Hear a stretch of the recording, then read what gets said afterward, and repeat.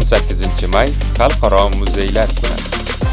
Shu kun munosabati bilan Oqqo'rg'on tumanida joylashgan Tarix va o'lkashunoslik muzeyiga safar uyushtirdik. Muzey 1967-yilda tashkil topgan bo'lib, bu yerdagi eksponatlarning hammasi Toshkent viloyati hududida joylashgan tarixiy sivilizatsiya qoldiqlaridan, qismlaridan iborat. Ya'ni biror predmet, eksponat boshqa viloyat muzeylaridan olib kelinmagan. Muzey umumiy 6 ta bo'limdan iborat bo'lib, ular orasida 2-jahon urushi davrini o'zida aks ettirgan, barcha ma'lumotlarni mujassamlashtirgan qism kishini o'ziga jalb qiladi. 6000 dan ortiq insonlar aynan Oqqo'rg'on tumanidan frontga jo'natilgan.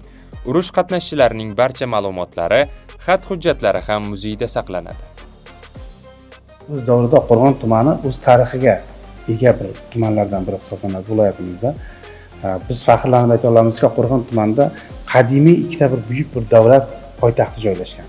Ya'ni Buyuk Qanqa hamda Amir Temur bobomizni farzandi nomiga qurilgan Shohruxya shaharlari aynan Oqqo'rg'on tumanimizda. 6000 dan ortiq muzeyimizda eksponatlar mavjud hozirgi davrda va bu eksponatlarimiz kundan kunga ko'payadi.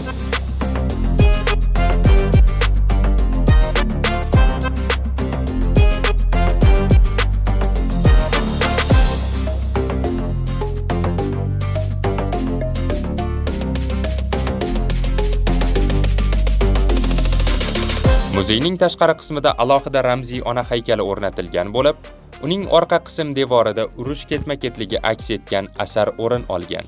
Ya'ni yosh yigit oilasi bilan xayrlashib urushga jo'nagani, frontga ketish jarayoni, urush tasvirlari va g'alaba bilan yana oilasi bag'riga qaytishi. Bu badiiy kompozitsiyani oqqo'rg'onlik haykaltarosh Azamat Qoraboyev o'z shogirdlari bilan 2 oy davomida yaratgan. Hurmatli yoshlar, aziz vatandoshlar, muzeylarimiz eshigi sizlar uchun doim ochiq. Keling, ko'ring, o'rganing va tariximizni yana bir bor yodga oling.